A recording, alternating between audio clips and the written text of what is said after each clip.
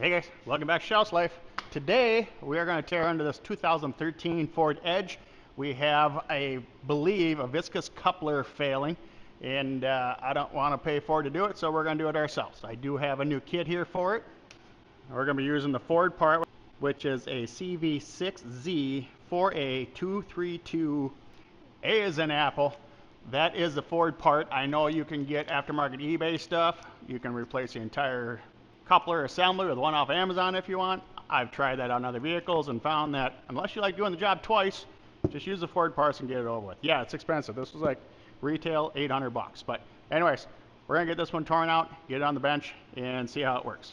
Now, installing this viscous coupler is actually a fairly easy job, but you do need to know ahead of time that there is a 4-digit code that you're gonna have to put into the computer of the car off of the new coupler. And you have to record this number off of the new coupler before you install it, because that's the only way you're going to access those numbers. Now, if you're familiar with ForScan and you have it downloaded on your computer, you can do this with ForScan. ForScan is very affordable. You can download it to any computer. You just have to buy the corresponding adapter to go with the computer. Get them off Amazon, anywhere else. But I'm going to be using my top-down 1 scanner to enter the information in after we're all done. But just a heads up, it does need to be programmed into the vehicle or it's not going to work. So this section right here is where the viscous coupler is located. It is inside of this piece. We're going to be taking this completely off the rear differential. And we're going to start by removing the drive shaft.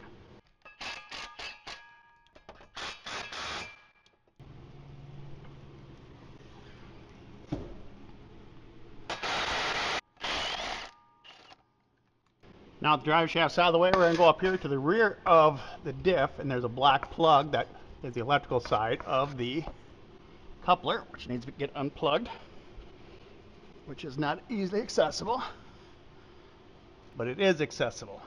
Now the reason we're replacing this coupler on this particular vehicle, and this is the same piece that's on a lot of all-wheel drive Edges, 13 to like 21. But yeah, a lot of Fusions, Edges. If it's on an all-wheel drive car from Ford from 13 to 21, it probably has this in it. So, but yeah, we're getting clunking when we go around a right-hand corner or a left-hand corner, and I can make this thing skip. So we're going to pull it out, rebuild it, put it back in. So now we got 4 Torx, it looks like. So we got a T40 Torx on a 3/8 swivel. The top 2 are kind of a bear to get to, but once they're loose, pretty accessible.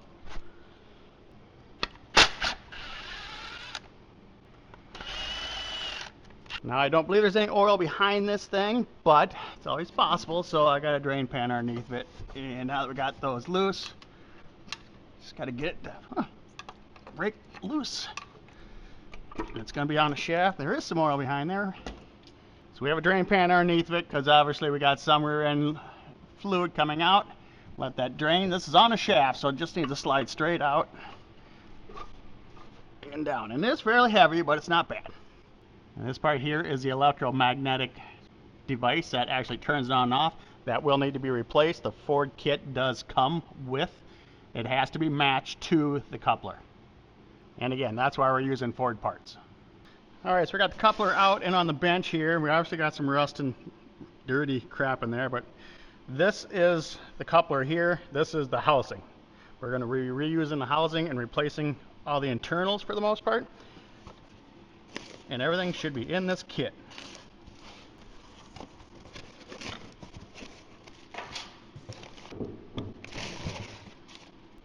Okay, so with our kit all unboxed, we have 4 new bolts for to hold the unit back into the rear end. We got snap ring. This is the center bolt that we're going to be removing, and then we got some other bolts that we're going to be replacing while we're in here. We're going to move the center bolt here and washer and discard that because we have a new one. Removing the flange, we will reuse that. And there's our coupler. Now we're going to remove 4 Torx. These are a T55.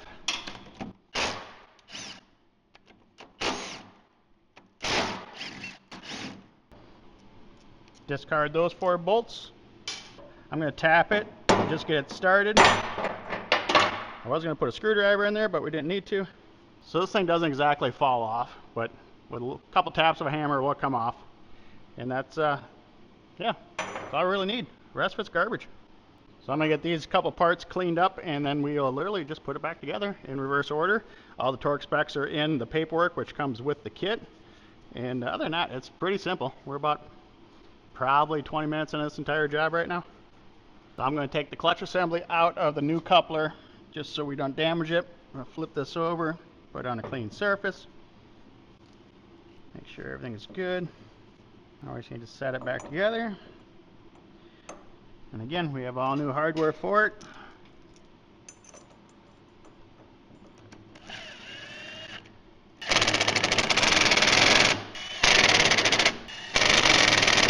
Now I'm going to go back under the car. We got to remove the C-clip, which is what holds the clutch assembly into the actual diff of the car. So we're going to pop this out, pull it out, put this one in, put snap ring back in, and that's all we got to do underneath of there.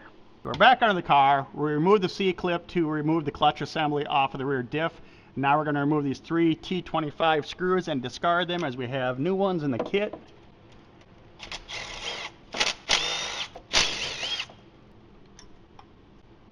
Clean that surface up quick. I did also pull the plug and drain the diff. Obviously we're going to be changing all those fluids while we're in here. Now we're going to separate our new clutch assembly, take this off, nice.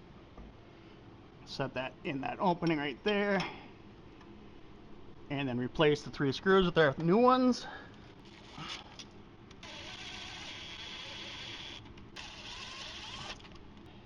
And then we'll torque them to 5 to 7 foot-pounds, which is about that. Install this in. Like so. Install the new snap ring, which is literally can do it by hand. It's very nice. Make sure everything's seated correctly, which it is. And we are ready for reassembly. Now we can assemble our coupler. And we need to torque these 4 bolts to 40 to 45 foot-pounds. So I'm set at 43. To torque these, there is a special tool that you can get from Ford that goes into this. It holds that pinion or the snub or whatever you want to call that. Obviously we don't have that, so I'm going to take a 1/2 inch socket or a 13 millimeter and kind of wedge it up there, and it's going to get a little tricky. But all you gotta do is hold it enough that you can get that to 45 foot-pounds, which isn't much. So I'm gonna pull it out and then turn it so we can get to the bottom ones, like so.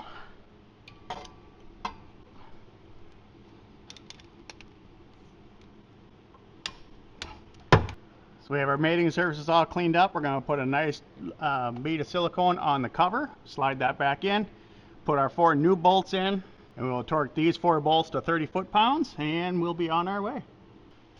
All right, well, we got the cover put back on, and then we tighten those 4 torque bolts down to good and tight.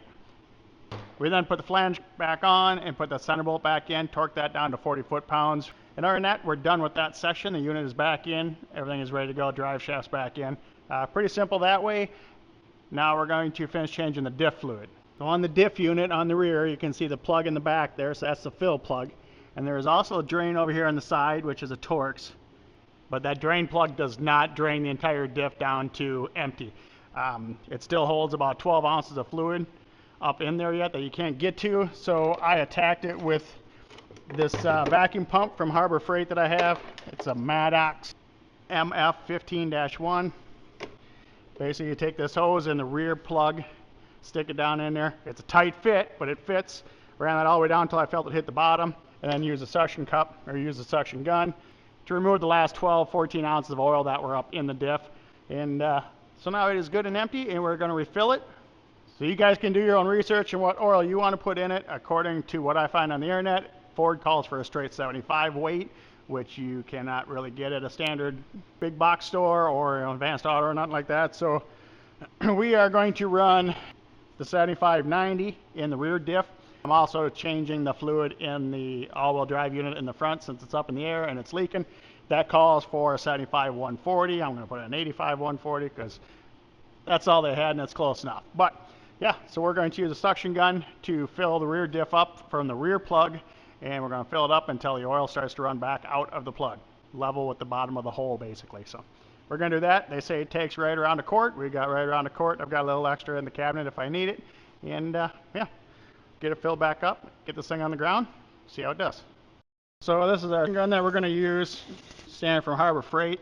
The point of this is you stick it in there and you suck the oil out of the bottle and then you push it into there. I took it apart to clean it, and I feel it works better if you just fill the thing up and then put the hose back on it. You get a lot more in without making as big of a mess. Now this hose barely fits in this. It actually doesn't even really fit in there as much as it does fit up against it. So we're going to just jam it in there.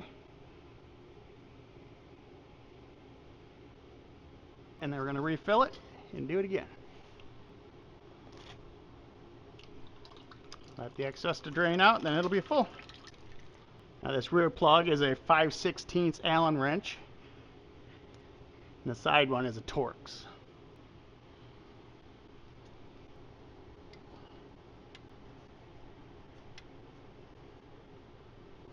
And now we're looking towards the front of the car. You can see the front drive shaft right here, and you can see it's hooked to the power transfer unit, the PTU. And you can see on the right side the catalytic converter for the rear exhaust, because this is a 6-cylinder car. So if you follow that right up next to that cat, sneak right up through here to the side of the PTU, you'll see that 3/8 plug right there. Kind of a rusty looking device there. Again, you'll take that siphon system, try to jam it down into the bottom of there, and try to suck out as much of the old oil as you can. You won't probably get much out of it. It's a very small. It only takes about 16 ounces to fill it back up again. And you can use the full suction gun just like we did on the rear diff. Again, put about 16, 20 ounces in it, fill it up nice and slow. It takes a while for it to go back in again because it's a 75/140 weight oil, so it's a thick oil. So it's kind of go slow, push it back in there, and once it's full, or just shove 24 ounces in there if you want to, and then just let it drain back until it stops draining. Put the plug back in it, and the PTU is done. So pretty simple, straightforward. You should probably do it while you're under here. If the rear end's giving you an issue, the front end's going to be next. Well, that completes our viscous coupler exchange on the edge here. And this is the old unit right here. It's definitely worn out, and it should be what is causing the clunk. And if you're curious of what is actually causing that clunk, I'm going to try to explain it to you from my understanding. So this is a viscous clutch coupler. So imagine, if you will, on the front of this unit, the drive shaft comes in and bolts to it and it's stationary. So this is going to spin with the speed of the transmission regardless. It is always spinning. Now the output shaft here is going to be hooked to the input of the rear differential, which again is always spinning, but when you need to turn, something needs to give. It needs to disconnect. So when this thing calls for all-wheel drive, on the front of this inside of here is a clutch disc for the most part. And on this side here is another clutch disc. In between it is a viscous fluid. I don't know what it is, but it is viscous fluid. Fluid is viscous, right? When this thing wants all-wheel drive, it's going to send 12 volts to this plug right here, and it usually varies the amperage. This is just an electromagnetic coil. Power is internally.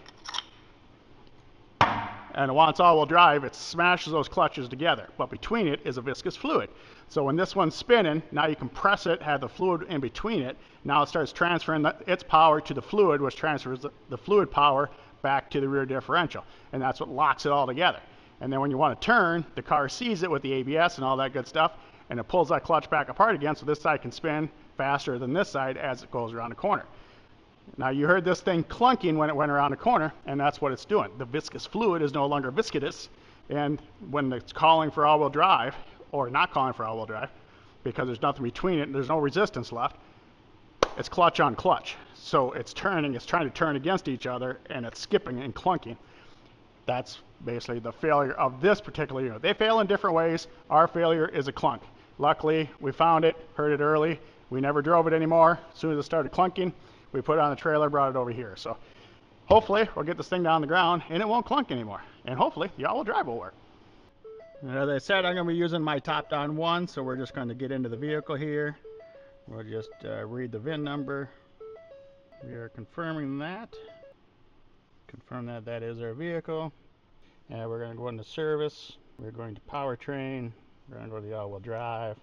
And we're going to enter the active torque coupling barcode entry. So this is a 4-digit code, like I said. So the current one in the car is 5640. We are going to change that to, I'm going to pull my picture up, which is going to be a 4 Apple 8F. Enter. Confirm that. Slick that off. Well, we made it out of the driveway, and it has not clunked. And let me tell you, you couldn't do that before. You couldn't move this thing around anywhere without it clunking. So